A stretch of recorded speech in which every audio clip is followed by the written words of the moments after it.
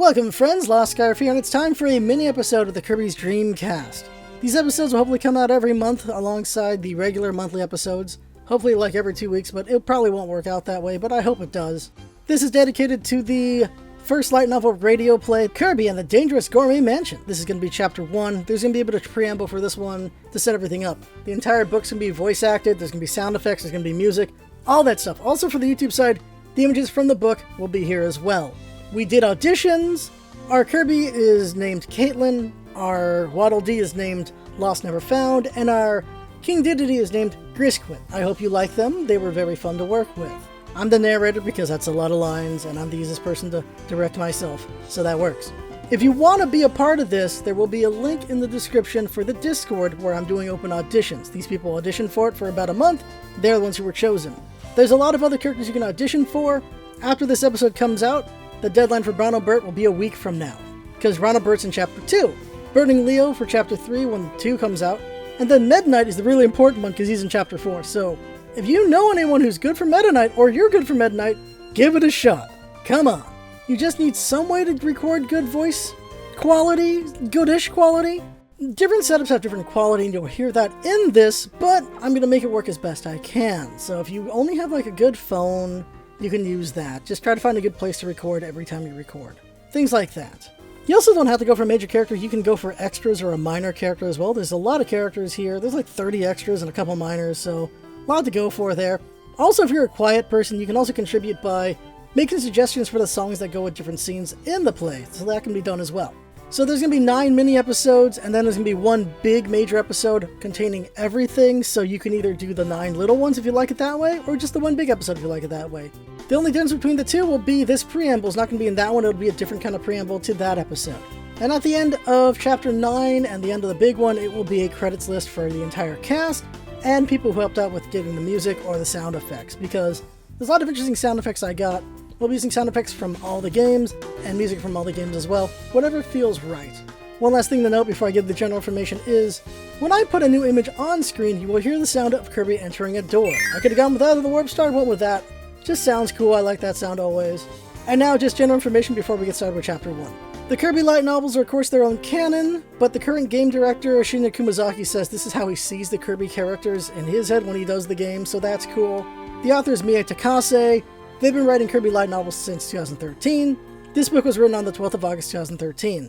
It sold over 1 million copies as of 2019, so that's pretty cool there. In general, all the books have sold over 3 million since, right now, so that's really great.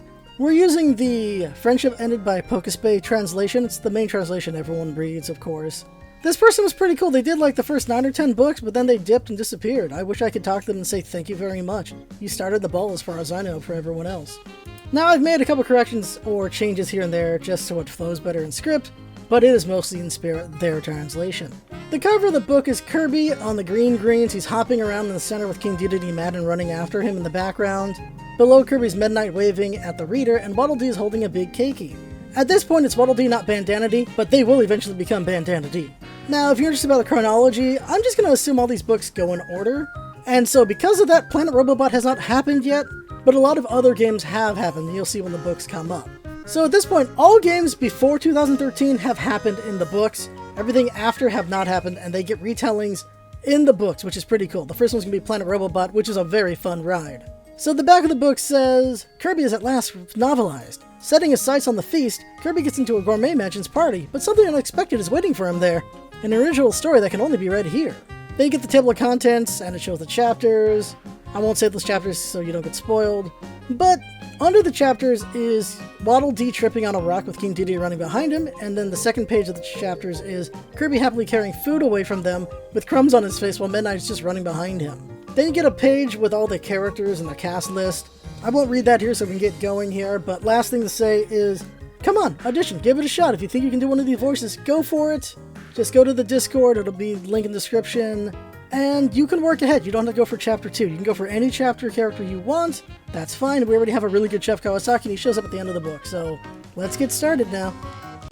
Chapter 1. Kirby and King Dedede. On an early afternoon, warm and tranquil enough to make one yawn, Kirby was lying down in the shade of a tree and looking up at the bright blue sky.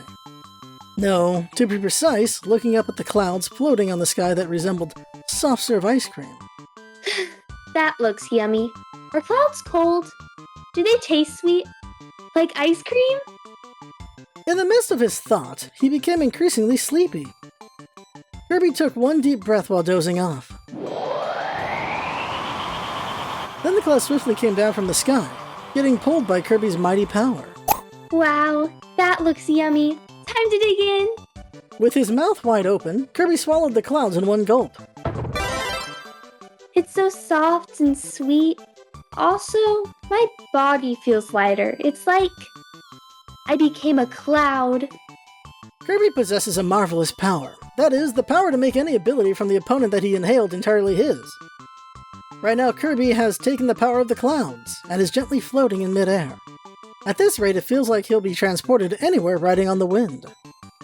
Whoa, the first time I inhaled a cloud, but it's really fun. Then suddenly... Kirby! Jeez, Kirby, wake up! There's big news! Kirby suddenly jumped to his feet. Huh? Kirby looked around his surroundings. The clouds that look like soft-serve ice cream are floating across the sky. Huh? I'm pretty sure I inhaled those. Is that just a dream? What? Having been let down, Kirby once again flopped down in the shade of a tree. I said wake up, Kirby! There's news! The one shaking Kirby awake was his friend Waddle Dee. Feeling a little peeved, Kirby turned his back on Waddle Dee. So noisy. And I had such a pleasant dream. This news is for sure even more pleasant than that dream! What news? Just a few days ago, someone called Miss Parfait-like moved to the western edge of Dreamland. Did you know that? Parfait? Kirby sprang up and jumped at Waddle Dee. Where is it? Where's the parfait? No, it's not a parfait, but Miss Parfait-like. Yeah, I like parfait. What kind of parfait? Chocolate parfait? Fruit parfait? Well, banana parfait is my favorite. They're great. I also like strawberry parfait. Green tea parfait is great too. Really? I haven't tried a green tea parfait. They're delicious. Let's try some together next time, Waddle Dee. Yeah, let's do that. Kirby and Waddle Dee hold hands happily while thinking about various parfaits. And while holding hands together in excitement, something suddenly came across Waddle Dee's mind. What are we talking about? Parfait. We really like them. That's not it. It's not parfait, but Miss Parfait like we were talking about. When talking to Kirby, the conversation always deviates in this way. Barely remembering the information, Waddle Dee returned the subject back to the point. Someone called Miss Parfait-like moved to the western edge of Dreamland. She's really rich and built this huge mansion in the bank of a lake. What? Kirby lost all interest as soon as he realized it wasn't related to food parfait. Not to mention that it'll soon be your birthday. It seems like a party will be held in celebration. Looking up at the white clouds once again, Kirby began to take deep breaths. That was a dream just now, but if he were to give it his all and continue the challenge, sooner or later he might really be able to inhale those clouds. It's rumored that it'll be a really grand party. You know, because she's rich. Hundreds of guests will be invited to the mansion and dance all night long. That sounds lovely, right? Unfortunately for Waddle Dee, Kirby wasn't listening at all. A birthday party for someone he didn't even meet before isn't fun or anything. Inhaling cloud practice is more important than that. Miss Parfait-like is a huge gourmet, so she has several personal chefs. Or so I've heard. Of course, a mountain load of feasts will be served at the birthday party. The moment he heard that line, Kirby turned towards Waddle Dee after having taken a big breath. A feast? Of course, Kirby has no ill intent. None at all. However, his shout turned into a powerful air bullet and directly hit Waddle Dee. So Waddle Dee rolled across the field. Ah! Kirby shouted while chasing after him. A mountain load of feast? Are you sure about it, Waddle Dee?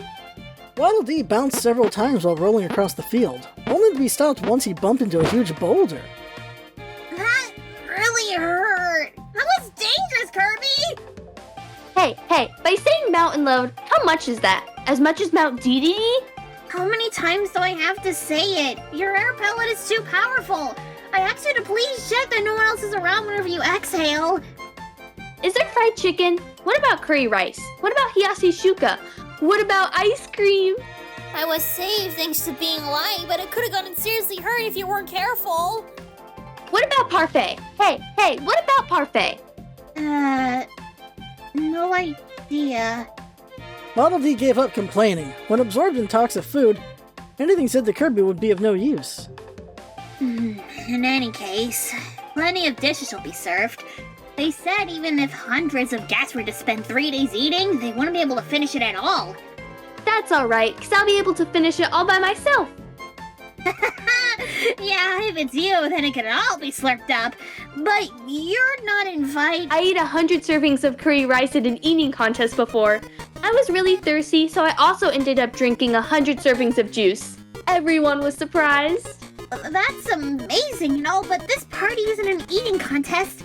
The insides of my mouth were burning from the spiciness, so I ate 100 servings of ice cream as well. So you can relax, Waddle Dee. Whatever feast is served, I'll be fine. Yeah, I'm not worried about anything, but leaving that aside, Kirby... A feast! Let's hurry, Waddle Dee.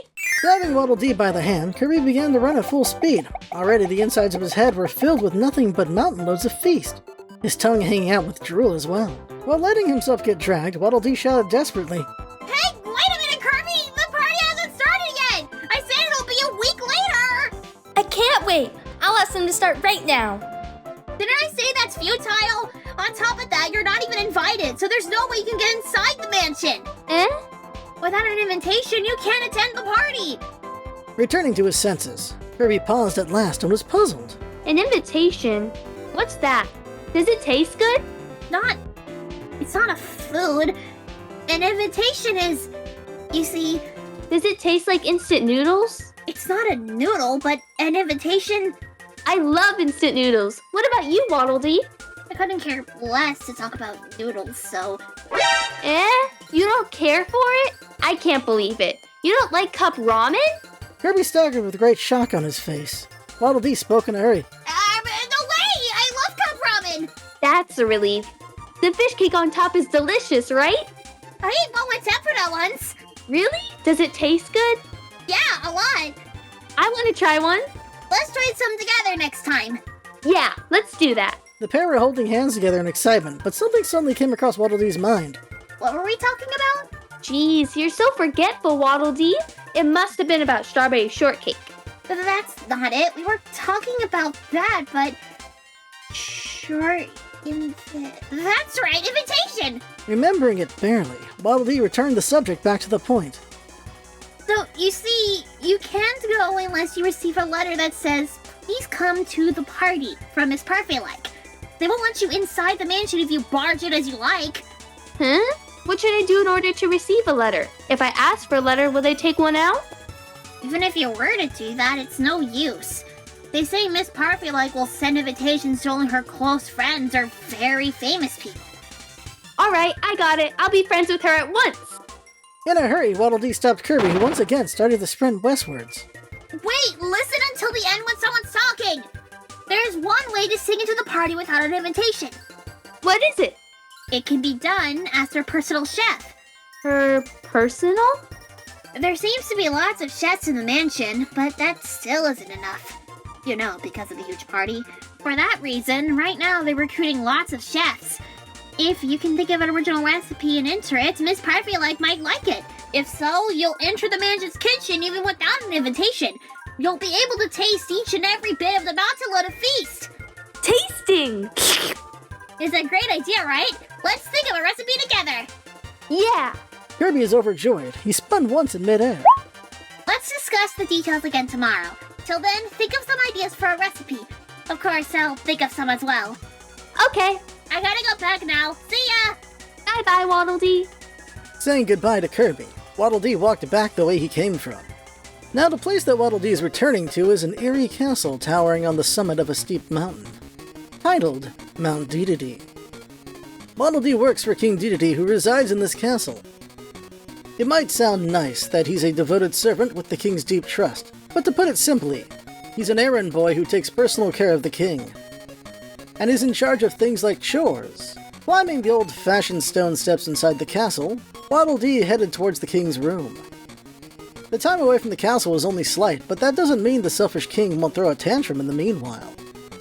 At once, he must pay a courtesy call. Your Majesty, I'm back. Once Waddle Dee started talking, a gruff voice of a king like a steel hammer striking down reached his ears. Oh, light! Waddle Dee cowered in fear. Judging from his voice, the king seems to be in an awfully bad mood. I'm sorry, sire. I'm all coming back from errands. I ended up getting lost. He'll rub salt into the wound if he told him honestly that he was visiting Kirby. It's because the king one-sidedly sees Kirby as a rival and shows hostility at every opportunity. Shaking his huge body, King Dedede noisily paced around while once again yelling in a loud voice. So light! Just what on earth is Mrs. Parfait doing? Huh? Could it be that she doesn't know my address? No, can't be. The address isn't supposed to reach anyone else but me. Your Highness? She doesn't know the postal code? Postal code for Castle Dedede? Is there such a thing? Waddle Dee blinked his eyes. The cause for the king's fury somehow doesn't seem to be a Waddle Dee. That is to say, he's concerned about the mail. Your Highness, are you waiting for Miss Parfait-like's invitation by any chance? Waddle Dee. Could it be that you're... As if finally noticing Waddle Dee, King Dedede turned his head and jumped up in a rage. Oh, it was all you're doing, huh? You thought it was junk mail and threw away the party invitation, right? You nincompoop! Waddle Dee is taken aback by King Dedede's mail complaints. That's not it, sire! Every morning I probably examine every mail addressed to your Majesty. The invitation hasn't arrived. Why not? Why is it that an invitation hasn't come to me? So that's it. The king seems to be irritated because the invitation to the party hasn't come. Your Highness must be friends with Miss Parfait-like. We're friends? I can't be. I've never even met her before. Huh? If so, then there's no way the invitation will come. You moron! Who do you think I am? I'm the great King Dedede, ruler of Dreamland. Party can't begin unless I'm invited. King Dedede stomped his feet with his face bright red. The entire castle shook, as if in an earthquake. While shaking violently from the tremors, Waddle Dee blinked in surprise. As a matter of fact, proud titles such as Ruler of Dreamland or the Great King aren't anything more than what King Dedede claims himself to be. To the majority of the citizens of an unbelievably peaceful Dreamland, King Dedede is only seen as a glutton and a bothersome neighbor who's living in a castle on top of a mountain. For Miss Parfait-like, who just moved in, to somehow know his name would be unlikely. Even if she did, that's bound to be from an ill reputation such as a gluttonous braggart. I don't think the invitation will come at all. These are what he had in his mind, but he is not able to bring himself to say it. Even though there are no end to various hardships, Waddle Dee still looks up to King Dedede. He may be terribly selfish and treats others harshly, but he also has a deep empathy, showing that there are also some manly aspects to him. Before now, Waddle Dee has been saved over and over by the king. Of course, although he acts almighty, he also expects gratitude in return. To not hurt the king's feelings, Waddle Dee chimed in with him. That is strange. Why hasn't an invitation come, Your Highness? Uh-huh. The mailman must be slacking. This is outrageous! It is! I'll give that post office director a good scolding later on. By the way, Waddle Dee, once, I'd like to hear your opinion. King Dedede suddenly opened the door to his walk-in closet. The fashion-conscious king has stocked up on his flashy hobby. It's stuffed with gorgeous costumes. Between this sequin suit and this full-body spandex with a plume, which one do you think is better? Yes? Not yes. I'm asking which one I should wear for the party. Holding a 7-colored sequin suit glittering brightly in his hand, King Dedede held it to his body and turned around.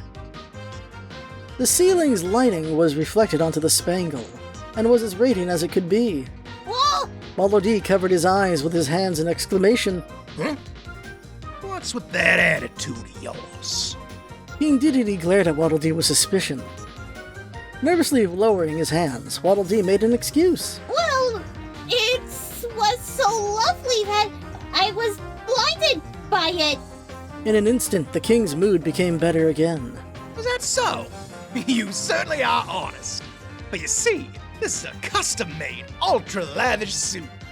As expected, Your Highness. This is only about his honorable's fashion sense. But no matter how you look at it, this is a bit too excessive, thought Waddle Dee while watching over him anxiously. Still, this full-body spandex is also too much to throw away, isn't it? The next one that King Dedede held in his hand was a full-body spandex suit with a huge plume that reached up to the ceiling. As if making a seductive look, the king held the full-body spandex to his body. How is it? Ain't I sexy? This was even more of a destructive design than the sequin suit. Unable to look away or burst out laughing, Waddle Dee fell into a labored breathing. His Highness's fashion is usually great, but this is especially excessive. Is what they thought. But verbally they said, What's the matter? Is my sexiness too much that you're left speechless? I wonder which one's better. Holding the sequin suit and the spandex back and forth to his body, the king looked in the mirror. The suit is the one with higher quality, but wouldn't the spandex appeal more to my charm? Any one of them were great. Oh, good grief, this is difficult even for my amazing fashion sense. Well, whichever clothing it is, they all feel so stylish. Yes, this is a difficult matter at hand. Well, it's fine. Let's take our time and think about it until the day of the party. King Dedede closed the closet door shut and smiled ominously. Right. I should also make an appointment at the beauty salon. Taking care of myself like a true gentleman. Oh, the ladies will be unable to take their eyes off from me. Oh, I can't wait for the party. Looking at King Dedede, who was laughing in excitement, Waddle Dee became terribly anxious. He was 100% sure the invitation wouldn't arrive. At that time, he couldn't help but imagine how furious the king would be.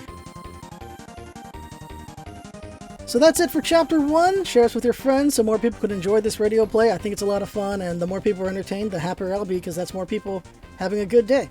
Thank you for coming by, and see you at the next one.